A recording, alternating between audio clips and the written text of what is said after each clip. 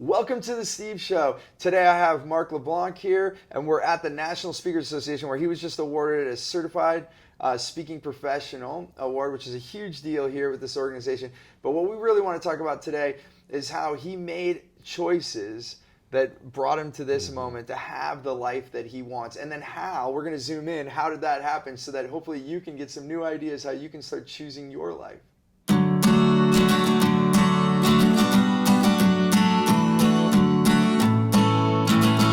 Mark, thanks so much for being on the show. Great to be with you. It's beautiful. I think we met through Chris West. I had seen you around when I joined the NSA, but maybe we had even shook hands maybe once. But then when we actually got together, and Mark and I spoke together at an event, and we're both like, oh my gosh, you're like me, I'm like you. And so to be here, and it's a special, we're at the National Speakers Association. It's their national event called Influence.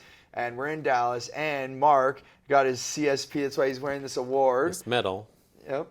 It's the Certified Speaking Professional, which is an achievement. It's over 250 speaking engagements that are paid, not like those the free ones out there, but and a number of other things, and approved by a peer group that's set. So it goes through this whole program, and so it is a huge success. So congratulations. Thank you very much. It's a beautiful thing. It feels good. In fact, I've been in NSA for 35 years. So some would think I'm a late bloomer. I've had a successful business model. But I never would have imagined just how wonderful this feels. That's beautiful. Yeah. Well, a lot of times, that's interesting you just said. I'm going to pick on the words for a second. I wouldn't have known how it feels. And I think that's a lot of life. You know, we think we might know how it feels, but until you actually do it, that's why you really do have to try. You got to put yourself into it. There's no doubt. Yeah. And I think many people, and even including myself, I know there's times when I thought, oh, it's going to be like that, and then I don't do it. And when you actually give that try, everything changes. So I only pick on that moment for everyone here to like really think, what am I not trying that maybe I want, or you know, it's interesting. It's interesting. So and you're in a very successful position. Even when the first year I remember going to Influence, the first year I did it, you know, you were being auctioned off that year, because wasn't that 2 years ago? That was 2 years ago. And so there's an organization here within the National Speakers Association, and they have, what is PEG again? It's Professional Education? Professional Emphasis Group. Yeah, so there's certain groups of emphasis like sales or leadership, and a group of guys that said, oh, you know what? Well, let's just have one for fun. So they call it Cigar Peg. So we're there, and it's kind of a goofy night, but then we actually do for charity. The whole thing, the money goes to charity. And Mark was getting auctioned off, and that's when I realized, oh, wow, this man's got a lot of success. And the things that people were popping on the stage to say, because they were basically auctioning off Mark, and then all the money went to charity. That's right. And that's how I met you. That's how I first said, even before you knew me, I was watching this. And so I guess what I'd like to explore through our time together is like, here you are in this success, you know, and it's wonderful, and congratulations on that. Thank you. But I assume that it wasn't always this way necessarily, or maybe it was. Maybe it just like life kept coming the way it was. Well, wouldn't that be nice? I know, right? Yeah. So what was the, you know? So I guess maybe shed a little light on the before and the after, and then I'd like to explore the transition, kind of like what you call the cocoon. Like there you are, Mark the caterpillar, and now you're this butterfly. Well, I mean, I think it's a great story. I mean, I've been on my own my entire adult life. Okay. I started at 21. I had had a job once for about 6 months, and I was inspired by the 2 words, you're fired. And I vowed at 21 to do whatever it would take to make it on my own. Right. And over the last 35 years now, I've had the good, the bad, the ugly, and the great. Right. But I wouldn't trade it for anything. Right. At 21, I found out about NSA, and I knew that I would be a professional speaker. Wow. And it was December of 1982, and I went home for Christmas a couple of weeks later, and I told my dad, I said, I now know what I want to do for the rest of my life. And he said, what's that? And I said, I'm going to be a professional speaker. And he said, can you make any money doing that? And I said, I don't know, but I met this group called NSA, and they're all rich. Right? Yeah. And little did I know at 21 what I know today, They were not all rich. Yeah.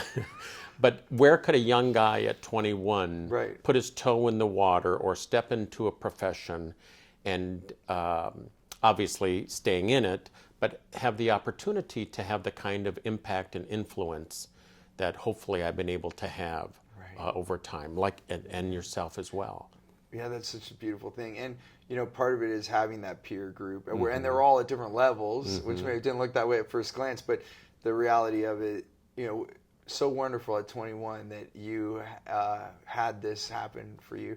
For me, it was a little different. I did notice where I could learn from other people, but I was very internal. I would read books. Maybe if I would have met you, if you were in my hometown, maybe I would have noticed enough to take you to dinner and say, can I buy you dinner? And I want to pick your brain, or can I come to your office?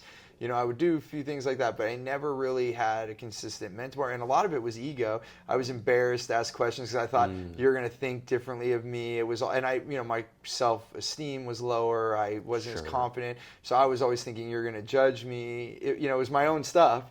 But I went all the way until I was 31 before I finally actually got help, before I started being around peers, before I started getting more help, before I started joining organizations. And now I'm completely addicted. Yeah. I spent $500,000 in professional development in my 30s. And but in my 40s, I lost $4 million trying to do it myself. Really, money that came in that I lost. Sure. Wow. So I just want to honor you that you, however, I guess I'm curious, how did it happen? How did you come across the NSA? Was it by chance, or did you seek it out? What happened? I was having lunch one day with the mother of one of my good friends, and she said, "Well, what do you want to do?" And I wasn't doing well in college, or I really was not very studious. I was always sort of a street smart entrepreneur, and I said, "Well, I don't know." I said, "The one thing I really like is speaking or acting, or if I could do something with my voice." And she said, "Well, we should call my best friend. Her name is Joan Kennedy, and she's a nationally known speaker." And we called her up, and I talked to Joan, and Joan said, "I'm going to a meeting of the Minnesota chapter of the National Speakers Association. Why don't you come with me in 3 weeks?" And that was it. I walked into that room. She was 59 at the time. I was 21. She's now 96. Wow. And Will she be here tonight? working on another book. Wow. We just published a book for her a year ago titled Women of a Certain Age. Wow. And so she's still going strong. Wow. At 96. Do you think is she She here? won't. She's not here. Yeah, it would be interesting to meet her. Yeah. Well, that's one, and it just popped in my head is wow, you found a peer group and you found basically someone to be an apprentice to. That's right. That's right. Which I don't know. Was it I didn't notice as much in the 80s because I was more building my business in the 90s and forward. So I think you're close to a decade ahead of me. But it wasn't as common. I noticed more in the 90s. I don't know how. I think in the 80s even too. It's you go to college, you do your career. There wasn't as many apprentice programs. No, I don't know of any. Right. So I don't know of any, and even NSA. While I think it had 2,000 members. Maybe at the time, or 1,500 members at the time, and some state chapters, but there was no, Al Gore had not invented the internet yet, right? and so there was nowhere for us to go except to a local meeting, and once a year go to a national meeting. That was about it. Right. Yeah, but then what a place. So yeah, that's awesome that your friend's mom had realized, let me introduce you to this person, because they basically connected that and said, why don't you go shadow this person that's done that? That's right. Which is a beautiful thing. Yeah. So then, so that transition happened pretty quickly then for you. Well, it did, but unfortunately, it didn't work out so well. Okay. Because at 21, no one would really take me seriously. Right. Oh yeah. Let's go have you on a Fortune 100 stage. Right. Yeah. And so I fell flat on my face a number of times. Okay. And in NSA, we have this notion you have to earn the right to speak. And I had not earned the right to speak. And so I thought the best thing for me to do would be to establish some kind of business. Okay. And so for the next 10 years, I owned and operated a creative graphics printing and mailing company. Okay. And I built that up and sold it 10 years later. And during that 10-year period, I was speaking part-time almost any time. You could. Right? I could. I wasn't speaking often enough to really find my voice and to find my place. But it wasn't until I had owned this business for about 8 or 9 years. So right about 31 or something. Right about, 30, 31, when all of a sudden my evaluation started to get a little bit better. Wow. And I was sharing it with another NSA mentor and colleague, and he said, well, that, it kind of makes sense. You've been on your own now for a while, and not many people have made it on their own for coming up on 10 years. Oh, I know. Especially at your age. Right. And so you stand in front of a group today much more credible than you did 4 years ago and 6 years ago. Right. And all of a sudden it dawned on me, I had earned the right to speak. You did it. And I took the next year and positioned that business for sale and successfully sold it. Congrats. Thank you. Had a payment coming in every month for the next 7 years. Wow. And started my business, and which was a full-time speaking and coaching and authoring business. And I'm now 26-ish years full-time, and wow. I wouldn't trade it for anything. That's so beautiful. Yeah, you're living your dream. Yeah. Yeah. That's, and I guess it'd be interesting to talk about that. Like, how is it, that you find yourself continuing to, because even in 26 years, things change, right? So you morph along, but what was it inside of you, if you can explore? I don't know, was it a moment, or did it just happen over time that you realized you could choose what you want? I mean, I guess, did that happen all the way at 21, or was there points where you still felt like you were doing what other people wanted you to do? Or, do you know what I'm asking? Yeah, I think the moment was still at 21. Yeah. I mean, I had part-time businesses that I was kind of running. I had a t-shirt business, and I owned a video arcade, when Pac-Man was big and Space Invaders. And, right. And so I always had the entrepreneurial spirit inside of me. That was never in doubt. My confidence wasn't always, where it needed to be. But I knew that speaking was it for me. Yeah. Beyond the shadow of a doubt. I knew I had the talent, raw, back in those days, but I knew if I kept at it and worked at it, it would get better and better and better. Yeah, that's probably having that support group and knowing that there is a national speaker association, because those are things you don't even know they're there. I want to be a speaker. Oh, there's this whole organization. That's oh, right. Really? Yeah. And the reason I pick on, and thanks for going through this, like putting the magnifying glass on some of these, because where my mind's going is, how do we piece this apart so that we can look at how someone else might be able to do this, So when you had that maybe lack of confidence, whether, how did you move through that? Like, so you kept going instead of saying, oh, I can't do it, or, some people would say that, right? Like, oh, I do want to do this, because I think many of us, we all deep down, if we quiet ourselves enough, we know what our heart wants. But then it's all that other stuff, the confidence, can I do it, or should I do this? What did you do? Well, we hear so much about finding your passion, and I really believe the passion is inside of us for something. Absolutely. And you're right, finding that community is important. But truthfully, I think I quit 1,000 times. And fortunately, I recommitted myself 1,001. Right. And if I had not done that, I would not be doing the good work that I feel called and compelled to do. I would not have given 1,000 presentations, would not have met you in January through right. Chris West, and I wouldn't be sitting with you here today. Right. So I think part of it is, even when in doubt, you keep going. Right. When you're stuck, you take the next step, but you stay in the game. And I'm going to bring it to a metaphor and tell me if this is congruent with what you're saying. So what I'm hearing is that ultimately we say we quit, but you quit one way to do it, right? But ultimately your dream was still the same. So what I always say is, like, we're driving in our car. I've used this metaphor so many times, but sometimes the road's gonna be blocked, or all of a sudden it gets the road no longer goes. It has a dead end. It's got potholes. But ultimately there's so many ways. Sure. Like here we are in Dallas, and you're gonna go home to Minnesota. I'm gonna go home to California. If we were in our car, we both would have multiple choices to get home. We can go the long way, the shorter way. There could be a broken bridge. I don't know, anywhere we can do it. ultimately we're going to go for our goal. Mm-hmm. But there's many ways, and I think sometimes I meet people, and I'm sure you do too, the first road doesn't work, and they either stick on it even no matter how hard or what pain it is, or they just stop driving. Yeah. I think, and especially at a conference like NSA, and I'm sure you come across people too who talk about their passion, and they're all excited about what they're passionate about. Oh, Mark, I'm passionate about this, or I'm passionate about that.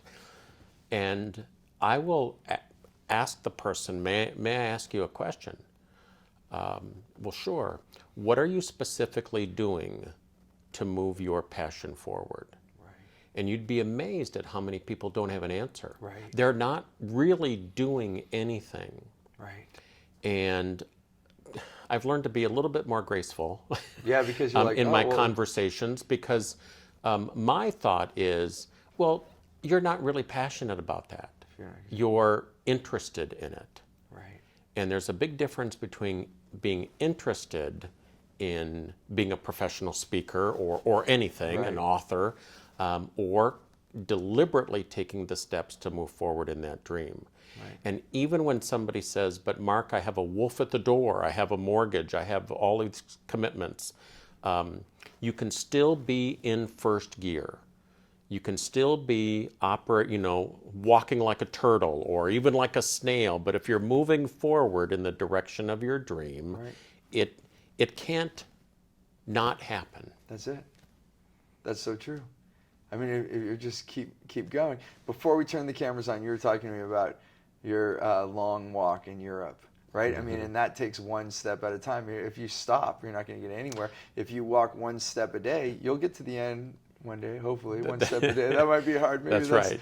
Well, that's the Camino de Santiago, and it's a 500-mile walk.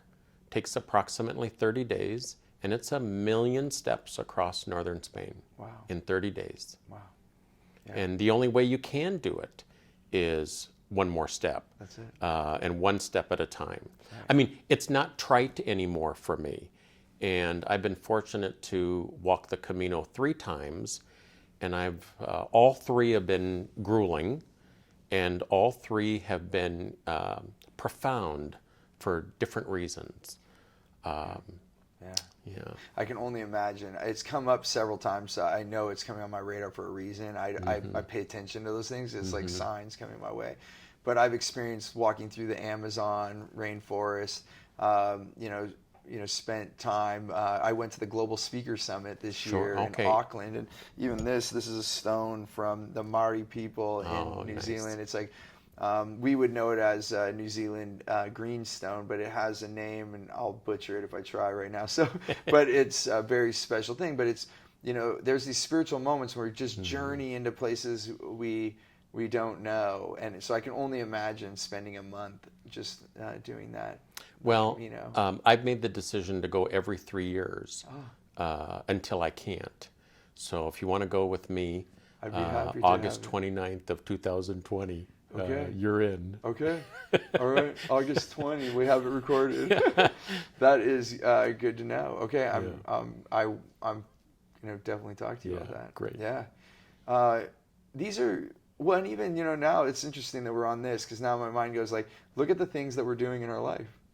Like, how many people can make a choice to just go walk in Spain for 30 days?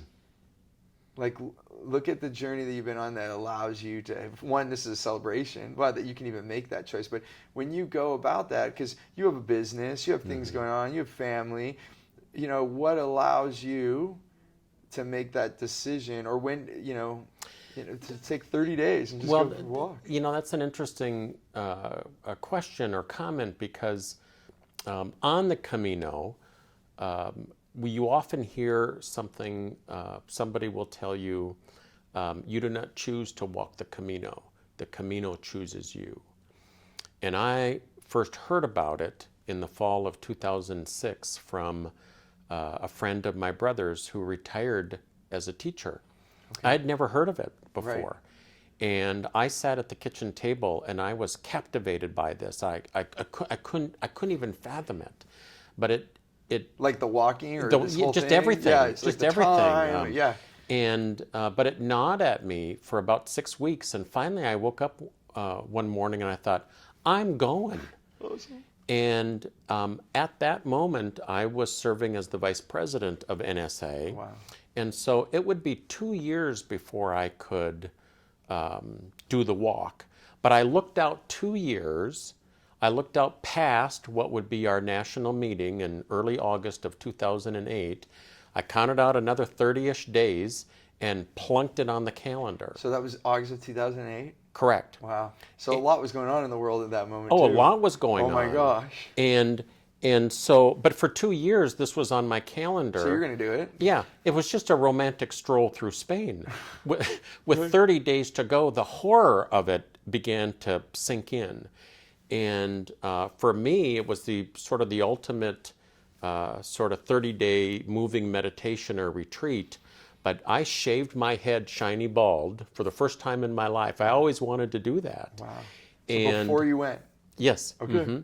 And I put a backpack on for the first time in my life.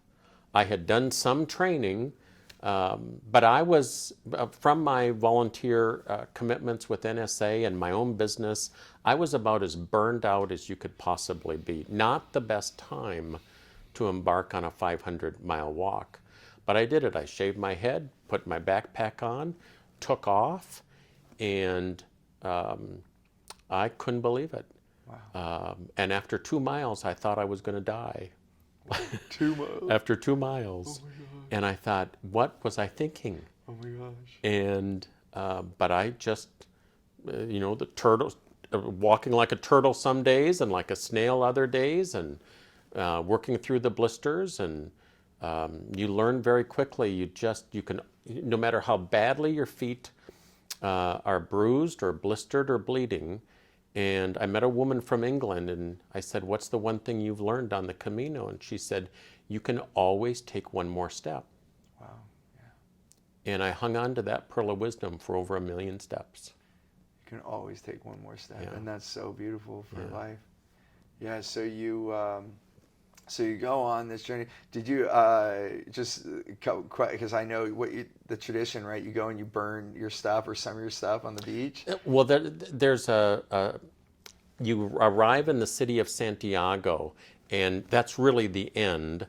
A certain number of walkers will then go another 3 or 4 days to the ocean and burn their clothes and have a ceremony. I've not done that leg of the trip yet, so I've always, that'll be the next and maybe that'll be the next Yeah, one. because so this is coming to my, so it's interesting because the Camino's come up several times, and then Mark's talking about this today. I'm like, like life gives us clues, and I've already been drawn. I'm like, oh yeah, I'm doing that. I already know I'm going to do it, but then I'm contemplating, like, do I bring my kids? Do I not bring my kids? Do I, for me, the biggest thing right now is being gone from my family for 30 days. If I did do it by myself, I don't know. Yeah, how that'll be something I have to deal with. Well, it's something you got to obviously think through. Yeah.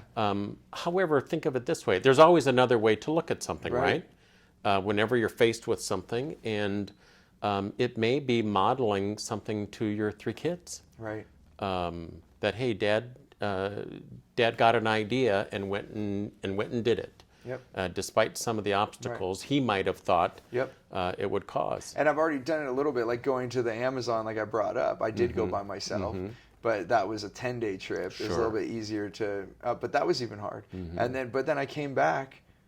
In the last 3 years, those 2 weeks probably made some of the most change in my life and how I am as a dad and everything. And it's totally, you're right. Those 10 days are going to give me thousands of days with my children in another more meaningful way. That's right. So I understand. But obviously that's something I'm processing.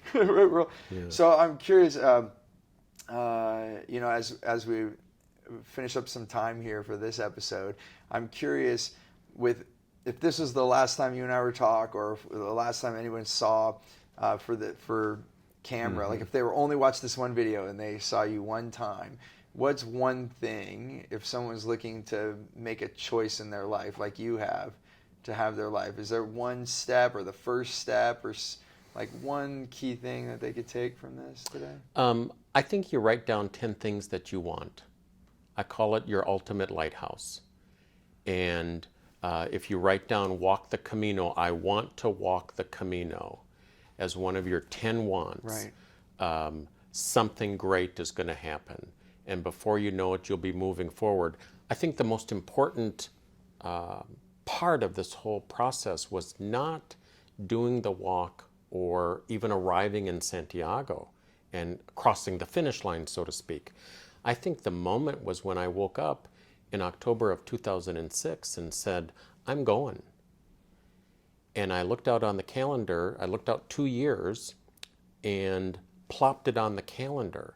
And for the next 2 years, everything I did was no matter what I was going through, I always knew that I was going to Spain. Right. That's And it. this was going to be so cool. So the power of putting something that you want on the calendar, even when you don't know how you're going to make it happen, that was the ultimate step. That's it. That's it. And it's something that that's where you and I know that we have a lot in common, but that's the first thing I say to people. Like, how do you design your life? I'm like, you start deciding what you want and then you put it on your calendar. Yeah. And once you do that, then you build all your career, That's your right. business around that. And then you're not going to miss anything. And I always tell people, we're already doing this, right? You already, right now you're working and you're trying to fit your life in. And I'm just saying, put your life and fit your work in. Exactly. And I'll tell you something miraculous happens. Instead of giving myself 18 hours to get something done, if you give yourself 4, you'll find a way to get it done. And even if you don't know how, like you said, you just keep asking yourself, how can I fit this in 4 hours? And you might not do it the first time. You might go from 18 to 16, then to 14. That's right. You just keep asking, how can I do this faster? How can I do this faster? How can I get this done? And then for me, it actually went when I gave myself a rule, as far as time, and I said, that's it. I have to do it in this place. And even there's times I close my laptop and I'm like, oh no, I didn't finish that. And I had to apologize, sorry, but I made it a rule. And then as soon as you feel that a little bit and you leave because you promised your family you'd be home for dinner, but it's just making a decision. That's right. And it's putting it on your calendar and then owning that time. If you give yourself your whole world and you're like, someday I'll do that, but I have to work right now. I think the how always follows the want. That's it. Yeah. It's so beautiful. I so much appreciate you coming on the show and sharing your time and your story. And I'm sure that either we'll have our own Camino stories that we'll share together, or we'll do it together. That'd be great. Amazing moment. Is it easy for people to get a hold of you, or in this thread? I know for sure we're going to be able to have comments and questions, and Mark and I both can give feedback, or if you have other questions, something else you want to know, please let us know. And it also helps me pick the next episodes. I want to know what you need. Like, what are your concerns, challenges? What are your goals? So we can share, and Mark and I both can potentially be available. And as always, before the next episode, remember, choose gratitude and create freedom.